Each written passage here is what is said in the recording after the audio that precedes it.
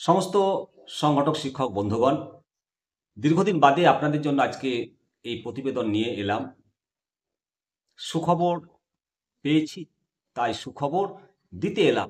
আপনাদের সঙ্গে আমি শিবরাম সরকার, আমি নিমতিতা দর্শন। পুরো ভিডিওটা মন দিয়ে শুনবেন। বেশ বড় খবর, নতুন বছর আপনাদের জীবনের দরজা, বন্ধ দরজা খুলে যাবে। বন্ধুরা, আপনাদেরকে প্রথমেই জানাই যে প্রায় 2 দশক আইনি লড়াই চালিয়েছে এরা। তারপর আসছে সুফল।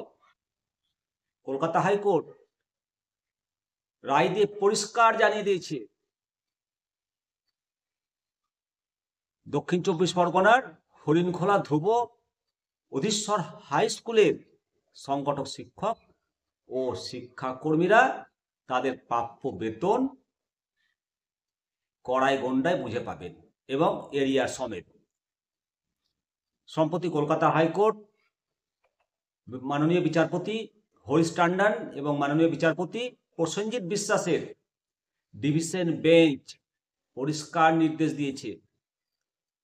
এর আগেও কলকাতা হাইকোর্টের বিচারপতি মাননীয় ইন্দ্রপ্রসন্ন মুখোপাধ্যায় ওই শিক্ষক এবং শিক্ষাকর্মীদের 2011 সাল থেকে অনুমোদন দিয়ে ন্যায্য বেতন দেওয়ার নির্দেশ দিয়েছিল, কিন্তু রাজ্য সরকার সেই রায় মানতে রাজি হননি। তারা ডিভিশন বেঞ্চে গেছে। কয়েকটা শুনানির পর ডিভিশন বেঞ্চে রাজ্য সরকার গোল খেয়েছে, আবেদন খারিজ হয়ে যায়। ডিভিশন বেঞ্চের নির্দেশ, হাই স্কুলের অনুমোদনের দিন থেকে অর্থাৎ 2011 সাল থেকে আবেদনকারী শিক্ষক শিক্ষাকর্মীদের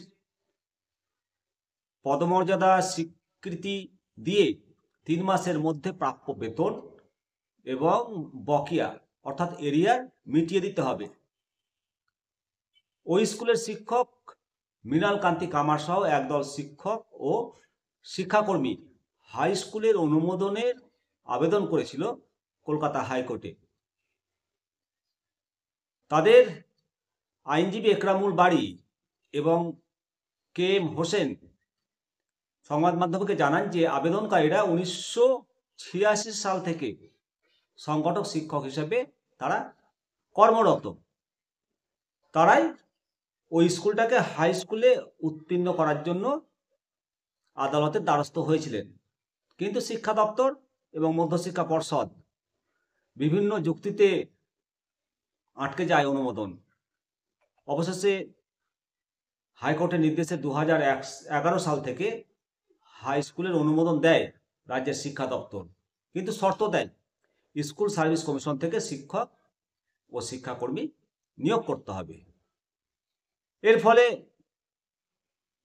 এত বছর ধরে কাজ করা সংগঠক কর্মী হিসাবে যারা বিদ্যালয়টাকে গড়ে তুলেছিল তারা বঞ্চিত হন, তারা বেতন থেকে বঞ্চিত হন। তাদেরও অনুমোদন দেওয়া হোক এই আবেদন করে তারা আদালতে যান। মামলা হয় বিচারপতি মাননীয় ইন্দ্রপ্রসন্ন মুখোপাধ্যায়ের এজলাসে। বিচারপতি আবেদনকারীদের বঞ্চিত না করে 2011 সাল থেকে প্রাপ্য বেতন মেটানোর পক্ষে রায় দিয়েছিল, কিন্তু রাজ্য সে রায় মানেনি, ডিভিশন বেঞ্চে গেছিল। রাজ্যের যুক্তি যে স্কুলের অনুমোদনের সময় শিক্ষক ও শিক্ষাকর্মী নিয়োগে শর্ত থাকায় তাদের অনুমোদন দেওয়া সম্ভব নয়। আইনজীবী একরামুল বাড়ির দাবি যে সংগঠক শিক্ষক ও শিক্ষাকর্মীদের ক্ষেত্রে স্কুল সার্ভিস আইন প্রযোজ্য নয়। বিচারপতি মাননীয় হরিশ টান্ডন ও বিচারপতি মাননীয় প্রসেনজিৎ বিশ্বাসের পূর্বের যে সিঙ্গেল বেঞ্চের রায় বহাল রেখে রাজ্যের আবেদন খারিজ করে দেয়। এর ফলে 1986 সাল থেকে সংগঠক শিক্ষক ও শিক্ষাকর্মীরা হাই স্কুলের অনুমোদনের সময় থেকে তারা তাদের প্রাপ্য বেতন সহ বকেয়া পাবেন বলে আশা করছেন। তবে ইতিমধ্যে কয়েকজন অবসর নিয়েছে। এখন দেখার এই রায়ের ফলে কত দ্রুত তারা তাদের প্রাপ্য বেতন এবং বকেয়া পান।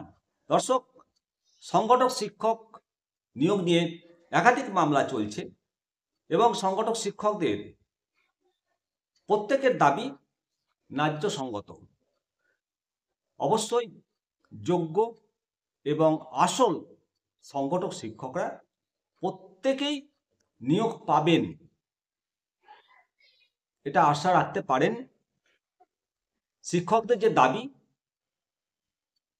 তাদের যে অধিকার, তাদের যে বেতনের ন্যায্যতার যে দীর্ঘদিনের লড়াই করে আসছেন সংগঠক শিক্ষকরা, সেই মতো আদালত সমস্ত কিছু অনুধাবন করে সংগঠক শিক্ষকদের পক্ষে রায় দিয়েছে। 14 বছর একেবারে তাদের জীবন থেকে চলে গেছে, সেই 14 বছরের বেতন সহ তাদেরকে নিয়োগের পক্ষে নির্দেশ দিয়েছে। অবশ্যই শিক্ষকদের এই সংগ্রাম শুধু তাদের জন্য নয়, এটা বলতেই হয়, এটা গোটা দেশের শিক্ষা ব্যবস্থার উন্নতির জন্য একটা গুরুত্বপূর্ণ পদক্ষেপ। আবার এটাও একই সঙ্গে বলতে হয়, সরকারের কাছে অনুরোধ করব, এই সমস্ত সংগঠক শিক্ষক যারা কোর্টের নির্দেশের ফলে নিয়োগের নির্দেশ, বেতন পাওয়ার নির্দেশ পাচ্ছেন, তাদের বেতন বকেয়া দ্রুত পরিশোধ করবে সরকার, এটাই আশা করি। এবং শিক্ষা ব্যবস্থার জন্য একটা নতুন দিক, নতুন দিগন্ত উন্মোচন করুক। অবশ্যই আপনারা দেখছেন ইমতিয়াজ দর্শন। আপনাদের মতামত অবশ্যই জানাবেন কমেন্ট সেকশনে। নিয়মিত দেখুন ইমতিয়াজ দর্শন।